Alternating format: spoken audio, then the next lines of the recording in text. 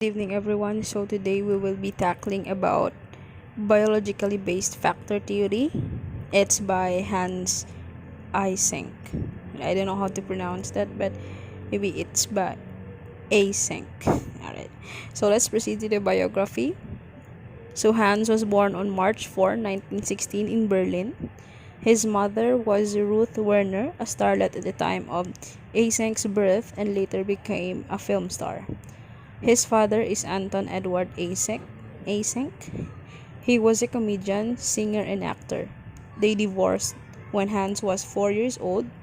He grew up with his grandmother and described her as unselfish, caring, altruistic, and altogether too good for this world. He also grew up with little parental discipline and few strict controls over his behavior. Neither parent seemed interested in curtailing his actions, nor his grandmother had quite permissive attitude towards him. This benign neglect is exemplified by two incidents. Furthermore, his father had brought Hans a bicycle and had promised to teach him to ride, leaving him to learn how to ride all by himself. As an adolescent, Hans told his grandmother that he was going to buy some cigarettes. Expecting her to forbid it, however, his grandmother said that if he likes it, he does it all by means. Environmental experiences such as this too have little to do with personality development. Hans received his PhD in 1940 from University College London, or the UCL. He also worked in the Department of Psychology under the supervision of Professor Sir Cyril Burt, with whom he had a tumultuous professional relationship with throughout his working life. Now let's go to the criteria for identifying factors. First, psychometric evidence for the factor's existence must be established.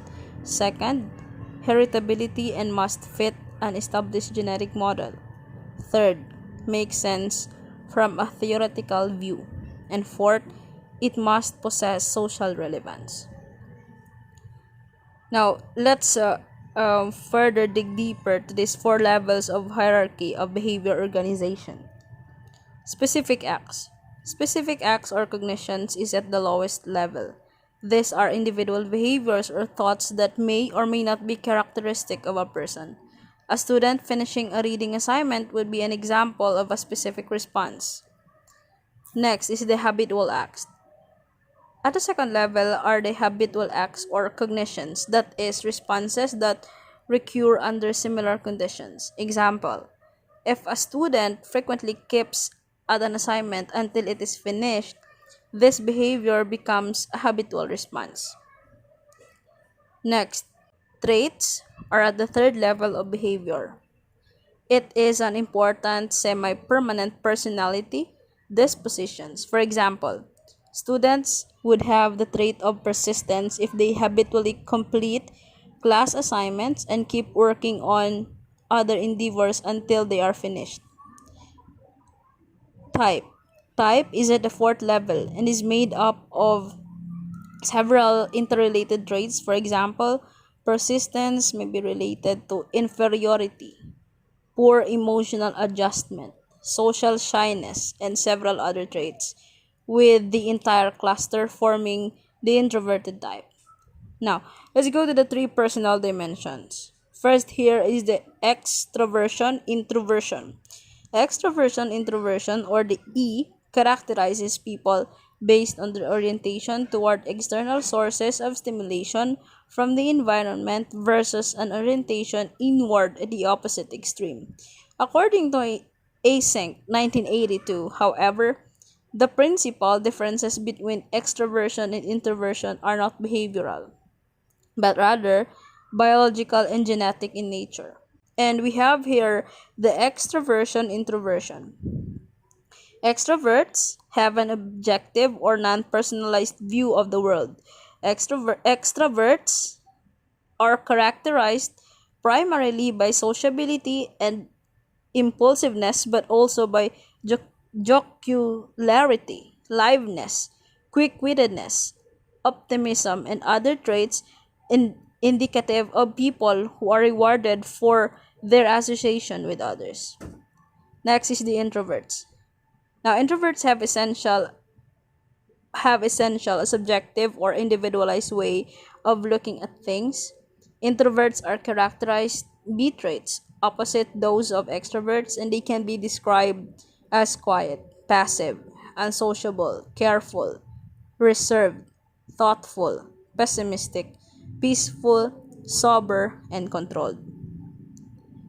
We also have neuroticism stability, the N. Basically, a measure of emotional stability and stability.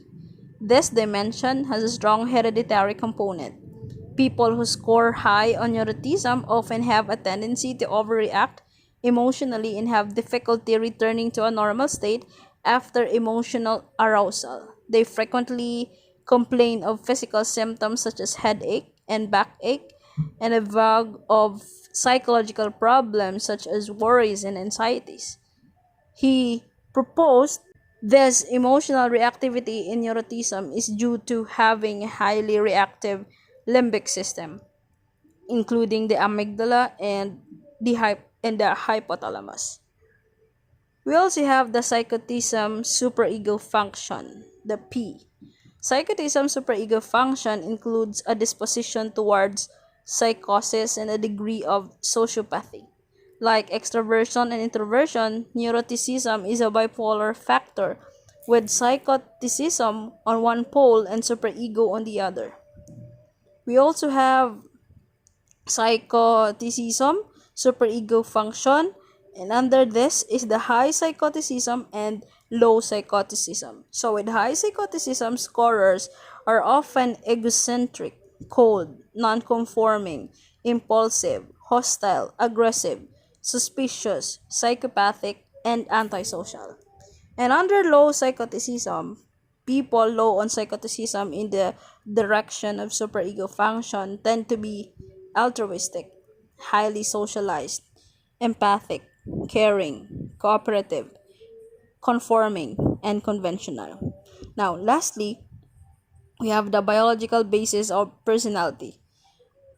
Eysenck 1990 cited three threads of evidence for a strong biological component in personality.